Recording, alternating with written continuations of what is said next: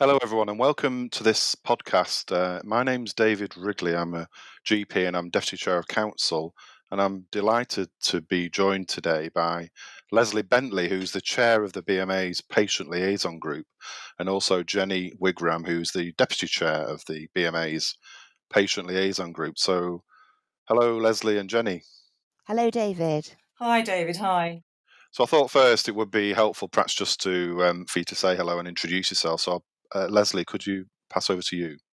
Yes, hi, David. As David said, I'm lay chair of the BMA's Patient Liaison Group. And basically, I became interested in patient issues as a result of my own experience as a patient. It was a long treatment. Some of my patient experience was excellent, some was poor. Both had a huge impact on the outcome of my care, and I was keen to try and make the quality of patient experience more consistent. And basically, the BMA, representing all branches of practice, provides an ideal opportunity to bring such patient issues to a wide medical audience. So that's why I joined the Patient Liaison Group here at the BMA. Thanks, Leslie. And Jenny, over to you. Hello, yes, I'm Deputy Chair of PLG. I'm a physiotherapist, and 5 years ago I chose to work part-time and was looking for a voluntary position. I'd recently looked after my mum who suffered from dementia at the end of her life. This experience, together with 40 years of interacting with patients as a physio, made me want to make a contribution to getting the patient's voice heard in medical circles. And I thought, what better audience than the BMA? And I was lucky enough to be selected. So that's why I joined. That's great, thanks. And I mean, the PLG to me is very special. I'm showing my age now. I was one of the inaugural members of the PLG many years ago, and I've seen the PLG grow into the fantastic committee it is now, and the respect it has across the BMA is enormous. And you do so much work, and I think if we could start to sort of talk about that and what you add to the BMA. Did you want to perhaps mention how you feel the PLG fits in with the BMA? Yes, it's just sort of a bit of background in case people aren't aware. The BMA actually set up the Patient Liaison Group in 2004. And it's there to provide a formal internal reference group, really, to provide the BMA with informed patient views on matters of interest to both the profession and patients. It's made up of 11 lay members and 5 medical members. And PLG lay members come from a range of backgrounds, and basically we draw on our knowledge from experience as patients, carers, or advocates, and some, as Jenny has described, having experience of health-related fields. We're here basically to act as a critical friend on issues that concern patients, to initiate constructive and robust challenges to decision-making and policy development in the interest of patients, and basically ensure the BMA policy development processes and related activities include patients' perspective, interests, and concerns. And we hope we help the BMA understand how its decisions may impact on patients and carers and raise awareness of the needs of all patient groups, especially the vulnerable and disadvantaged. How we do this is by working alongside BMA committees on behalf of patients. So we have lay reps on various branch practice and specialty committees within the BMA. We feed our patient viewpoint into work taking place across the BMA and contribute to BMA consultation responses on matters requiring a patient perspective. And we develop patient-focused resources on topics ranging from self-care kits for doctors on patient involvement. We also meet with relevant other patient stakeholders. So in terms of value to the BMA, we basically act as a sounding board for the BMA, providing valuable insight into patient responses to change, aspects of care that are highly valued, and any potential concerns. And I believe that promoting effective communication with patients and their involvement in decision making about how healthcare is delivered in the NHS is crucial if the health service is to work effectively. And if patient feedback is not sought or listened to, then their trust and effective engagement with the service will be greatly reduced, with an inevitable impact on the efficient running of the service. And the PLG hopes very much to provide some of this ongoing feedback. Thanks, Leslie. That's really helpful. And I think at this point we shouldn't forget to mention the fantastic BMA staff that support yourselves and me in all the work that we do. And they're brilliant, aren't they? Yes, definitely. Oh, absolutely fantastic. I mean, we just could not function without them. Aren't they, Jenny? I mean, we just couldn't function without them. They've been brilliant. They support us. And over this difficult period now where everyone's working from home, they've been absolutely invaluable. We couldn't work without them. Absolutely. Yes, fantastic. Yeah. So I think if we move on to some of the issues that have affected, obviously the COVID pandemic has been a massive issue affecting the whole country, let alone the NHS doctors and patients. So the BMA has turned its full attention to the COVID pandemic since March, and it's consumed everything we've done, and quite rightly so because of the impact it's had. And I know PLG have been offering views and inputting into this, and I wondered if you wanted to say a little bit about the impact of COVID on yourselves.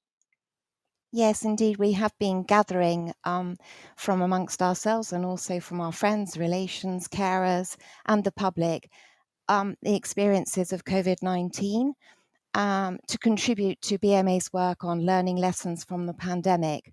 So we've put together a database in which we've all been feeding from the PLG. Our top priority is inequity. COVID has not landed evenly across the population. It's taken a greater toll on older people, on men, on poorer communities, and of course on Black, Asian, and minority ethnic groups. And one of PLG's tasks is to raise awareness of the needs of all patient groups, but especially the disenfranchised. We've also been exploring the experience and implications of the greater use of remote consultations during the pandemic, whether by telephone or online. Yeah, this has been useful in terms of actually we're experiencing it as we're writing these reports in many ways. I've had to self isolate from the beginning, and it's been a very interesting and salutary experience. And as Jenny said, that we're trying to capture all those experiences as we go through. And as a GP myself, obviously I've seen the impact on patients. General practice has completely changed the way it works. Often we're doing lots more telephone and video consultations, and patients on the whole have adapted very well, but it isn't easy. And as we know, the routine care operations have all been put on hold. The BMA is hugely concerned about the massive waiting lists that we've got now. There's talk of 3 or 4 million people on a waiting list, and there's no plan from government about how to restart this or get through the backlog. And this is a huge concern. I'm sure the PLG will be looking at those issues in the coming months as well. Yes, indeed. Absolutely. And I mean, at this point, we mustn't fail to say that to thank the medical profession and all healthcare workers for the fantastic work and sacrifices they've made during this period. We're absolutely indebted to you all. But the change is going to impact patients, certainly with the way remote consultations are taking over. And I think there needs to be a lot of attention given to that, looking at the quality of patient experience and clinical outcomes that arise from that. Absolutely. It really does have an impact on patients, I think, when they perhaps don't get the consultation they think they would get, or they don't feel they're getting the care that they require. So there's lots more work to be done on this, and I'm sure we'll be working very closely with you on that. I wanted to now move on to another area. You had a very successful symposium event, I think, before COVID started, with around 80 delegates on housing and health, and you had many speakers and experts speaking, and others. So, these are really important issues. It's one of the social determinants of health, housing and health. And I wondered if you wanted to explain a little bit more about that, because it did arise from a motion from the ARM itself, didn't it? Absolutely, yes, it did. Basically, we feel it's one of our biggest achievements. Two There were motions. two, yes. And one of the biggest achievements of 2019-20 session for us was this symposium on housing and health. And we held it in February before everything else changed. It brought together a very wide range of speakers and experts from across the field, so clinicians, local government representatives, charities, and non-profit organisations to discuss the impact of housing as a social determinant of health, as you mentioned, David, and how to better integrate services to improve patient care. It had over 80 delegates. We had some fascinating speakers. And following the event, we've produced a short film and symposium report. So we hope that's going to be able to feed into the work that the BMA will do on sort of health inequalities. Absolutely, and it's so important. I think often these things are forgotten, that if you've got good housing with good heating, that makes such a difference to your health. And I live in a rural community where often the housing is quite poor, and sometimes there's no heating, and we know that that does impact on health, and in fact increases death rates. So it's such an important issue, and it's something with yourselves we can lobby government and MPs around improving these issues for society. So so thanks for all your work on that.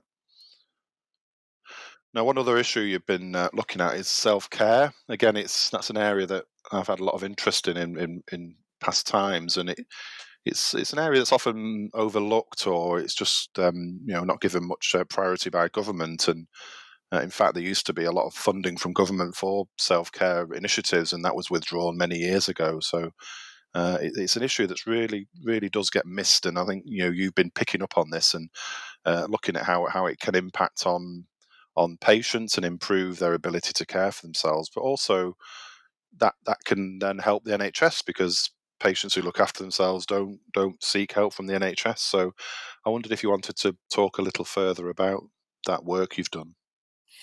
Yes, we obviously there's Self Care Week that we get heavily involved with, and we help lead on a successful promotion of Self Care Week for the BMA to members and the public, and we collaborated with the GP committee. We produced for the DHSC, the Department of Health website, Let's All Share in Self Care, and also worked with the GP committee and commissioned 3 blogs that appeared in GPC and LMC newsletters. We've collaborated with the comms team in the BMA to promote Self Care Week and publicise PLG and the GP self care resources. So, yes, we're very proud to do that. That also feeds into our Patient Information Awards ceremony that the BMA hosts, that I was very privileged to be able to announce the winners this last year, because lots of those leaflets actually are supporting patients to self-care, which is invaluable. So the higher quality you can have of the material and the communication that's given to patients, then often the more effective is their ability to actually manage their condition and cope with it better. Yeah, the BMA's PLG Patient Information Awards is a really important event of the year. Do you want to just explain a little bit more about it, and how it works and what happens with it? Yes, I was invited, or one of us was invited, and Leslie was unable, so I stepped in to judge, first of all by shortlisting, and then we had a full day at the BMA house judging all the entries. And it was really overwhelming the number of entries there were and what high quality they were. And then, having decided on the winners, Leslie was the one to announce them, and we took part in a wonderful day where all the winners and the runners-up came and were given their awards.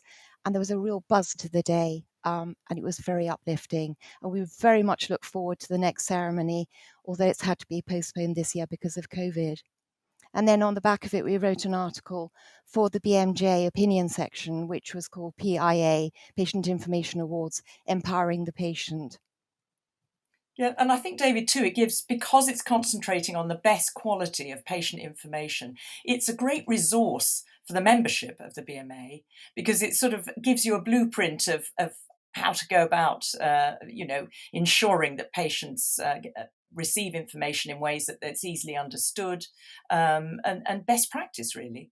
So, and the range is huge. I mean, there are so many different categories that we assess within this Patient Information Award ceremony. Children, there was something on eczema for children, and it's a storybook, and it's called The Itchy Saurus, and it's about a dinosaur with an itch because it's got eczema. I mean, the fantastic range of ideas, etc., that I think provides an invaluable resource.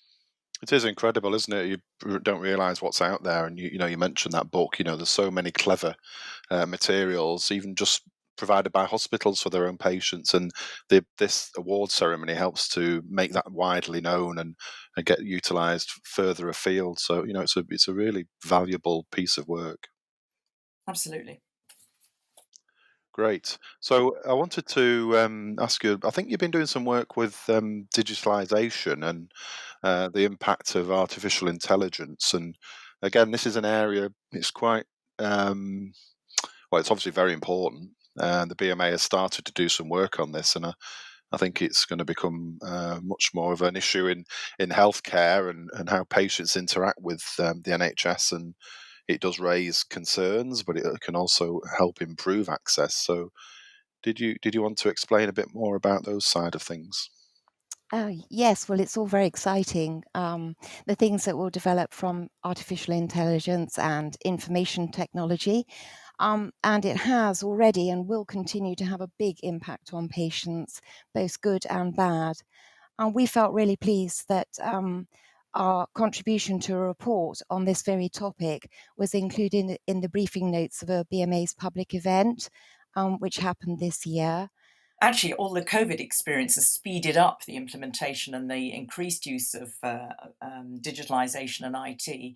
And we need to watch this very carefully because, as David said, yes, it can be hugely helpful in how systems work efficiently. But then it does have implications too for the doctor patient relationship and the interaction that we have with clinicians. And that, I think, that needs to be watched very carefully. I think that for those people and those members of the public and patients who are up to speed on IT, comfortable with computers, then okay, it's fine. It doesn't exclude them. But there are lots of people out there who are not. And also, it requires self confidence. As I know here doing this, it requires self confidence to use technology and to think on your feet. And for lots of members of the public, that's huge. Yeah, they've got to be really organised before they do a remote consultation. They've got to have all their list of questions to make sure they don't miss anything. There's not the same scope for silences like you have when you're face to face, where you can sort of get your act together and think, have I missed anything? Or cues can be picked up by the clinician. All sorts of other things to take into account in the impact that IT may have on our relationship with you. I think we're concerned about communication and what may be lost in remote consultations because there's something intangible about face-to-face contact and the ability perhaps for the doctor to touch the patient or to smell the patient even. There are things that are lost when you're online instead of face-to-face with a doctor. And I think these things need to be thought through very carefully. Absolutely, Jenny. And the BMA has got lots of work going on with IT. I mean, artificial intelligence is streets ahead of where the NHS is now. And talking to some of my hospital colleagues, they're working on really old Windows computers that sort of take 15 minutes to start up even, and the ability to interact online with them is very difficult. So the basic things are not being sorted out in the NHS. So it's absolutely right that we look at artificial intelligence, but we need to continue to press for the actual decent equipment so we can interact with patients. And I think we will be doing much more of this as time goes by. So it's a very important piece of work that we focus on. So thanks for all you've done with that. Now I know you're also you're always refreshing your committee, aren't you? And I think you're currently interviewing, so that's quite exciting, isn't it? Yes, we're spending 2.5 days next week with three of us on the panel, Jenny and I and Alan Hall, one of our medical members. And we're hoping to recruit one doctor and 4 lay people. So yes, that'd be interesting. And we're doing it online. Ah, yes. So that will be And you've had lots of interest in that?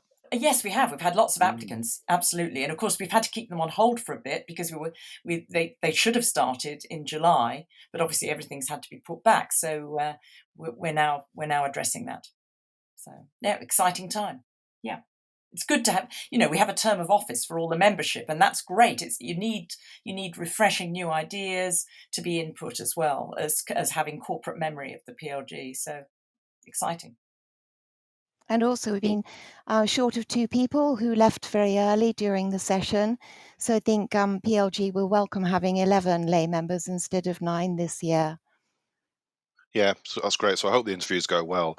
I mean, you do huge amounts of work within the BMA, and all the issues which we've talked about just touches the surface. But I know you do also develop relationships externally, don't you, on patient issues? And I think you've been liaising with the Academy of Medical Royal Colleges and National Voices. Did you want to explain what that's involved? Yes, it was great. Chand invited me to meet the new CEO of National Voices, Charlotte Hawkes, and it's great to meet them. And in fact, we mentioned that we will be recruiting because they represent National Voices represent a very large number of patient groups. So we mentioned we would be recruiting. So she took that away with her, which obviously helps our breadth of recruitment. But also touching base with them on ideas is useful. And I met the chair of the patient and lay group at the Academy.